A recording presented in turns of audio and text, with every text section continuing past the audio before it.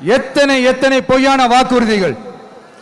வந்த உடனே நீட்டை ரத்து செய்வோம், கல்வி கடனை ரத்து செய்வோம், கேஸ் சிலிண்டருக்கு மானியமா 100 ரூபாய் தருவோம், என்னெல்லாம் அடிச்சு விட்டுட்டு இன்னி வரைக்கும் கேட்கிறேன், இதெல்லாம் சொன்னாங்களே செஞ்சாங்களா? சொல்றது ஒண்ணு, செய்யறது ஒண்ணு. திமுகவும் பிரச்சனைகளும் ஃபெவிகால் போட்டு ஓட்டின ஃப்ரெண்ட்ஸ் மாதிரி ஒன்னிலிருந்து ஒன்னை பிரிக்கவே முடியாது. எதிரிகள் யாருன்னு சொல்லிட்டு களத்துக்கு வந்திருக்கிறோம். அதனால அவங்கள மட்டும் தான் எதிர்ப்போம். அதுவும் அந்த எதிரிகள் யாரு இப்போ இங்க 2026 சட்டமன்ற தேர்தலில் களத்தில் இருக்கிறாங்களோ அவங்கள மட்டும் தான் எதிர்ப்போம். சும்மா களத்திலே இல்லாதவங்களையும்,